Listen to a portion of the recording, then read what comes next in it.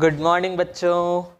आज हम पढ़ेंगे कि हमारे घरों में जो इलेक्ट्रिसिटी का बिल आता है वो किस बेसिस पे आता है, कैसे गवर्नमेंट को पता चलता है कि यार इस घर में इतना बिल आना चाहिए, इस घर में इतना बिल आना चाहिए। ये सारी चीज़ें आज हम जानेंगे। तो स्टार्ट करते हैं। टॉपिक है कमर्शियल यूनिट ऑफ एनर्जी। जल्दी से अपने नोटबुक में डाल लो, commercial unit of energy. Energy की कमर्शियल यूनिट क्या होती है? एनर्जी की कमर्शियल यूनिट यानी कि प्रैक्टिकली जो यूज होती है। अच्छा, एनर्जी की स्टैंडर्ड यूनिट क्या होती है? स्टैंडर्ड यूनिट होती है जूल। ठीक है, और यहाँ हम इलेक्ट्रिकल एनर्जी की बात कर रहे हैं बच्चों। तो फिर एक ही फॉर्मूला पढ़ा है हमने, वो क्या होता है कि सर पावर होता है एनर्जी अपॉन टाइम। पावर होता है एनर्जी अपॉन टाइम। तो क्या मैं energy is equal to power into time लिख सकता हूं? अगर मैं एनर्जी को पावर इंटू टाइम लिख सकता हूं तो पावर की स्टैंडर्ड यूनिट क्या है? पावर की ऐसा यूनिट है W, वॉट, और टाइम की क्या है? सेकंड। तो सर जब पावर को वॉट में रखेंगे और टाइम को सेकंड में रखेंगे तो अपनी एनर्जी की यूनिट आ जाएगी वॉट इंटू सेकंड। और एनर्जी की स्टैंडर्ड यूनिट क्या होती है? एनर्जी की स्टैंडर्ड यूनिट होती है जूल। यानी कि जूल बोले या वॉट इंटू सेकंड बोले, एक ही बात है। ये बात समझ में आई? कैसे? सर एनर्जी हो जाती है पावर इंटू टाइम। एनर्जी हो जाती है पावर इंटू टाइम, और पावर की ऐसा यूनिट वॉट, टाइम की ऐसा यूनिट सेकंड। पावर की ऐसा यूनिट वॉट, टाइम की ऐसा यूनिट सेकंड। तो सर दोनों को अगर स्टैंडर्ड यूनिट में रखेंगे तो एनर्जी की भी स्टैंडर्ड यूनिट आएगी। तो अगर हम इधर से निकालें तो क्या आई? What second. और हमें पता है एनर्जी की स्टैंडर्ड यूनिट क्या है? जूल। तो हम बोल सकते हैं कि जूल बोलो या वॉट इंटू सेकंड बोलो, एक ही बात है। लेकिन ये स्टैंडर्ड यूनिट है एनर्जी की। लेकिन अगर अपन कमर्शियली बात करें बच्चों, रियल लाइफ में बात करें तो बहुत, जैसे जो जूल होता है ना, ऐसे 10 lakhs ऑफ जूल में एनर्जी खर्च होती है। 10 lakhs ऑफ जूल में, लैक्स ऑफ जूल। जैसे हमारे घरों में 5 लाख जूल एनर्जी खर्च हो रही है, 5,50,478 जूल खर्च हो रही है। तो बहुत बड़ी टर्म हो गई। सर इतना लाख में बात करने की बजाय हम कोई बड़ी यूनिट बना देते हैं ना। जैसे तुम सोचो कि हम जब शुगर लेने जाते हैं तो तुम उनसे ये बोलते हो कि भैया 5000 ग्राम शुगर दे दो। नहीं, हमने एक बड़ी यूनिट बना ली कि यार 1000 ग्राम को 1 kg बोल देते हैं। तो 1 kg शुगर, 5000 ग्राम की जगह क्या बोल देंगे? 5 kg शुगर। एक बड़ी यूनिट बना दी मास की, किलोग्राम। ग्राम की बजाय किलोग्राम। तो उससे क्या हुआ कि अपनी जो वैल्यू थी 5000 वो छोटी होकर 5 रह गई, 5 किलोग्राम। सेम चीज़ यहाँ पे हम एनर्जी की एक बड़ी यूनिट बनाना चाह रहे हैं। तो बड़ी यूनिट कैसे बनाएंगे? हमने क्या करा, वॉट को, एनर्जी होता है पावर इंटू टाइम। तो हम पावर को ले रहे हैं बच्चों किलोवाट में। काय में ले रहे हैं? किलोवाट में। वॉट की बजाय किलोवाट में। और टाइम की भी हमने बड़ी यूनिट ले ली, आवर। टाइम की भी हमने बड़ी यूनिट ले ली। तो जो एनर्जी की नई यूनिट आई ना, एनर्जी की जो नई यूनिट आई वो क्या आई? Kilowatt hour. Kilowatt hour. और ये होती है commercial unit of energy. Reality में जो प्रैक्टिकली जो एनर्जी की यूनिट में हम बात करते हैं वो होती है किलोवाट आवर। बात समझ में आई? ठीक है। हमने अगर वॉट और सेकंड स्टैंडर्ड यूनिट ली होती तो जूल ही आती, एनर्जी की यूनिट जूल। लेकिन अब हम एक बड़ी यूनिट लेना चाह रहे हैं, जैसे ग्राम की बात किलोग्राम। फिर और ज़्यादा मास है तो हम टन में बात करते हैं। जैसे जब ट्रक का वेइंग करते हैं हम, तो हम टन्स में बात करते हैं कि 1 टन 2 टन कितना वेट है ट्रक का। ऐसे ही हमें बड़ी यूनिट की ज़रूरत थी। तो हमने क्या करा कि यार वॉट की जगह किलोवाट ले लो, टाइम की जगह आर ले लो। तो क्या यूनिट आ गई? Kilowatt hour. इसी को हम बोलते हैं commercial unit of energy. Energy की यूनिट होती है बच्चों, वॉट देख के कंफ्यूज नहीं होना है कि पावर की यूनिट है। वॉट इंटू आर, आर मतलब time, power into time energy होता है। तो किलोवाट आवर एनर्जी की यूनिट होती है, पावर की नहीं होती। पावर की तो वॉट होती है, केवल वॉट। और वॉट इंटू आर ये हो जाती है एनर्जी की। समझ में आई बात? नोट कर लो।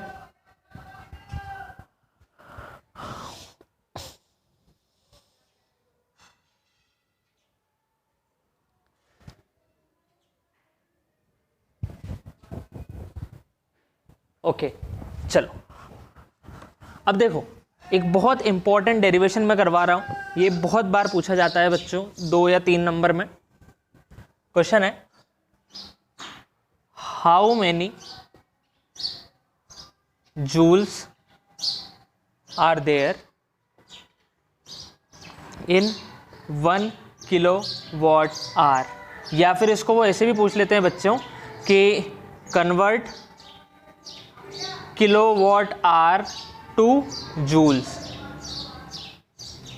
ठीक है, मतलब जैसे तुमने बड़ी यूनिट तो बना ली, जैसे हमने ग्राम की जगह किलोग्राम तो बना लिया, पर ये तो बताओ किलोग्राम और ग्राम में क्या रिलेशन है। जैसे हमें पता था कि 1 kilogram is equal to 1000 gram, 1 kilogram is equal to 1000 gram, ये हमें पता है। ऐसे ही वो पूछना चाह रहा है कि 1 kilowatt hour is equal to कितने जूल्स, कितने जूल होंगे 1 किलोवाट आवर के बराबर। समझ में आया? तो कैसे निकालेंगे, देखो अभी लास्ट में मैंने ये बात बताई थी पिछली बार में कि जूल क्या होता है बच्चों, जूल होता है वॉट इनटू सेकंड, हाँ या ना, जूल होता है वॉट इनटू सेकंड। यानी कि अगर हम 1 किलोवाट आवर को वॉट इनटू सेकंड में कन्वर्ट कर दें तो जो इधर आएगा वही तो जूल्स में आ जाएगा। नहीं समझे बात, देखो 1 किलोवाट आवर, तो किलोवाट को वॉट में कन्वर्ट करेंगे, तो किलोवाट को वॉट में कन्वर्ट करने के लिए 1000 से मल्टीप्लाई, तो 1 इंटू 1000 वॉट, किलोवाट से वॉट रह गया क्योंकि 1000 लिया आया, इंटू आर। अब 1000 वॉट, आर को भी मैं काय में करना चाह रहा हूँ, सेकंड में, तो 1 आवर में कितने मिनट होते हैं 60, और 1 मिनट में कितने सेकंड 60 सेकंड। ये हम 9 से करते आ रहे हैं, आर को 6 सेकंड्स में कन्वर्ट करने के लिए 3600 से मल्टीप्लाई करते हैं, 3600 से मल्टीप्लाई करते हैं या फिर 60 इंटू 60 से मल्टीप्लाई करते हैं। तो सर ये हो गया 3 4 5 5 0 3 5 और 6 6 36 वॉट सेकंड। अब वॉट सेकंड में अगर मैंने इसे कन्वर्ट कर दिया तो वॉट सेकंड ही तो जूल है, वॉट सेकंड ही क्या है बच्चों, जूल है। अभी लास्ट में देखा हमने, तो 1 kilowatt hour is equal to 361234 joule, watt second ही तो जूल है।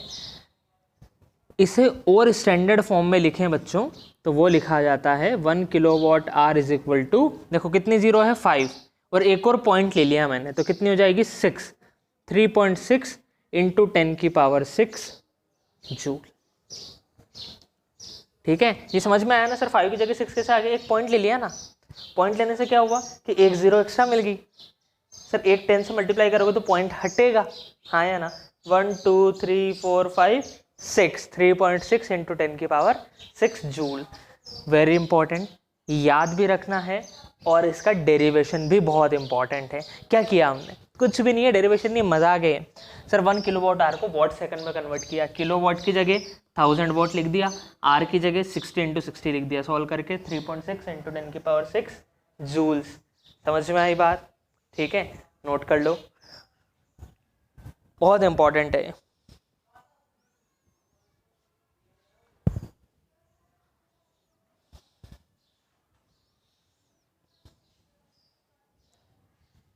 चलो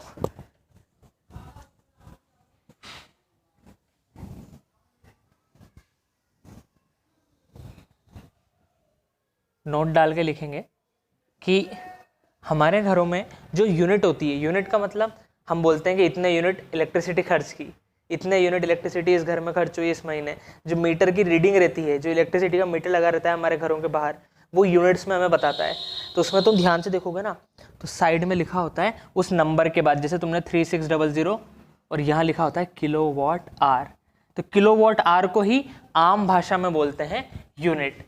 यूनिट में सब समझ जाएंगे, ठीक है ना, किलोवाट आवर, ये केवल साइंस वाले बच्चों के लिए है। ठीक है, तो हम ये बात लिखेंगे कि kilowatt hour is also called unit. ठीक है, यूनिट, ये वो वाली यूनिट के कितने यूनिट इलेक्ट्रिसिटी खर्च हुई, नोट कर लो।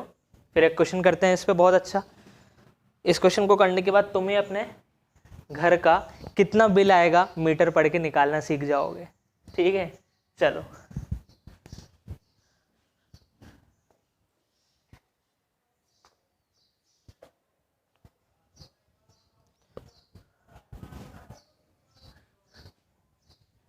क्वेश्चन है, an electric refrigerator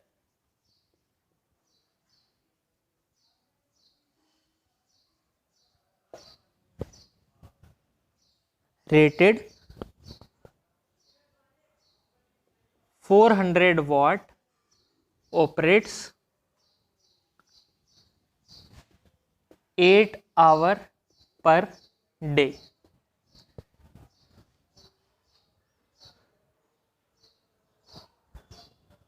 What is the cost of energy to operate it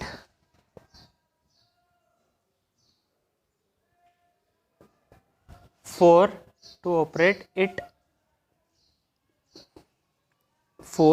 30 days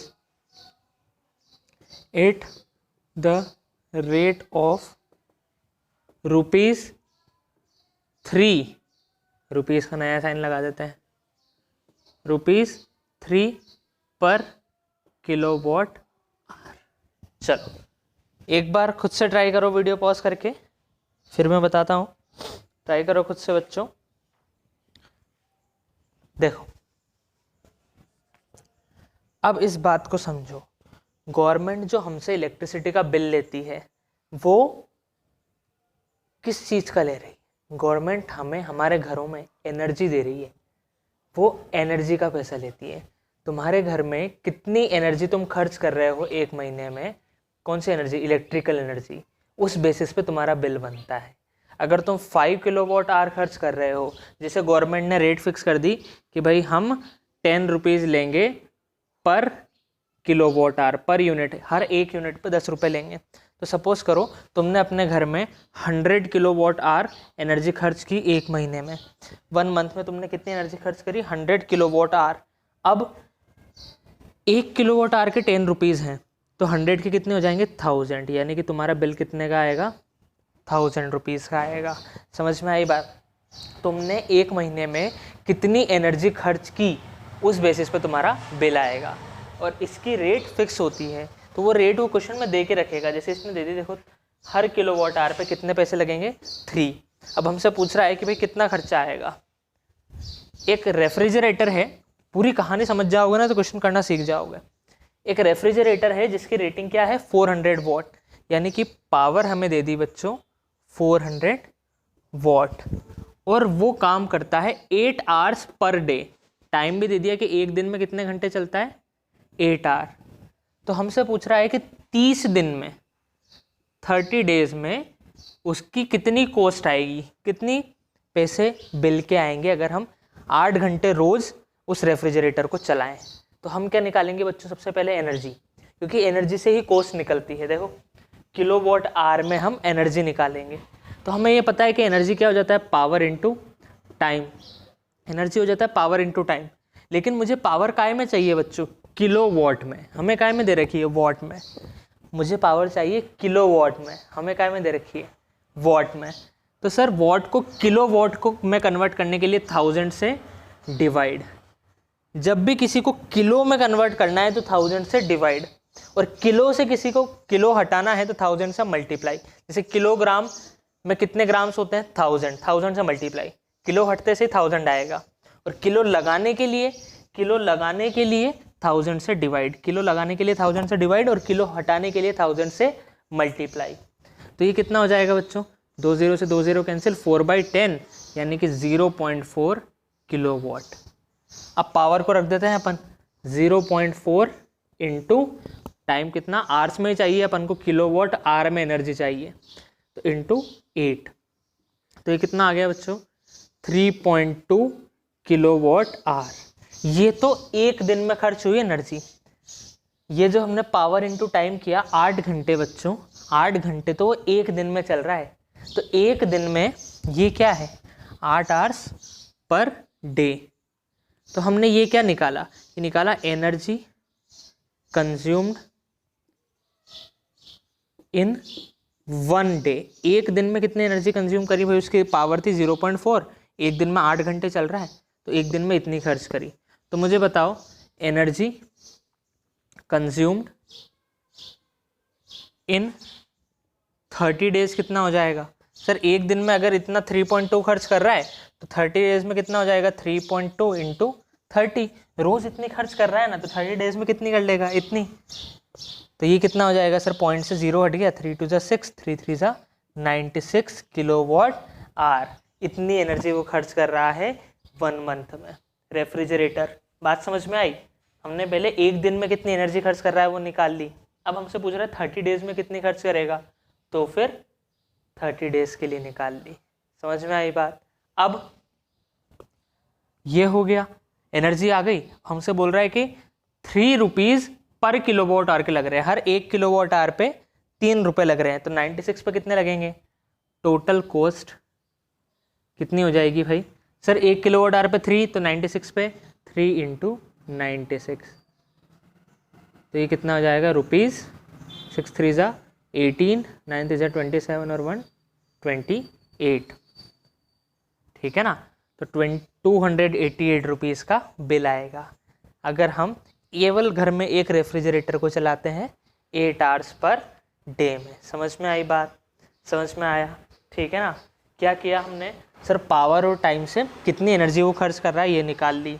अब एक दिन में है ये, तो हमसे पूछ रहा है 30 दिन में कितनी होगी, 30 डेज़ की निकाल ली और फिर कॉस्ट निकाल ली। समझ में आई बात, नोट कर लो।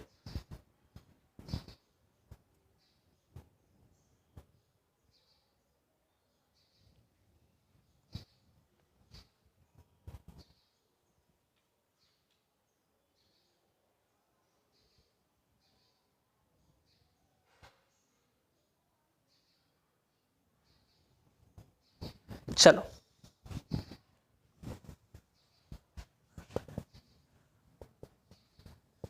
अब एक इसी तरह का क्वेश्चन मैं तुम्हें घर के लिए होमवर्क के लिए देता हूं, उसे करके आंसर कमेंट में लिखना।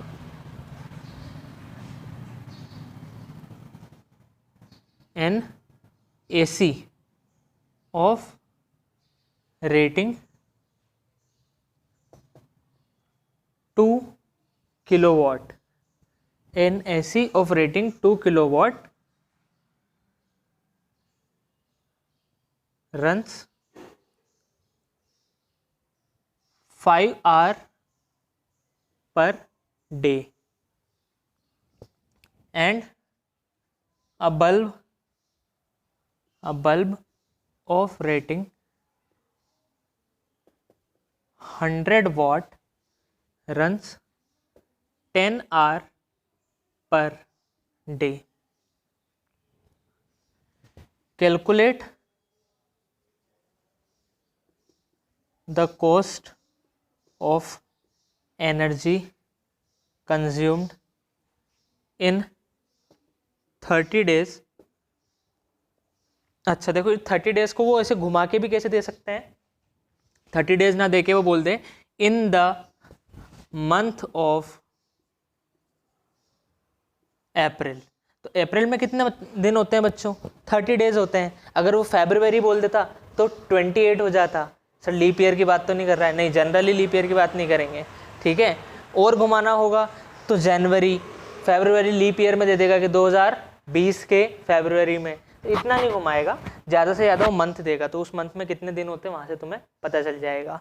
तो इन the month of April calculate the energy cost of energy consume the month of April if the rate is ₹5 पर किलोवाट आवर, ठीक है। बिल्कुल वैसे क्वेश्चन है, बस अब डिफरेंस क्या आया बच्चों कि ए पहले तो केवल एक रेफ्रिजरेटर था, एक ही फ्रीज था, लेकिन अब 2 डिवाइस आ गई, एक AC और एक बल्ब।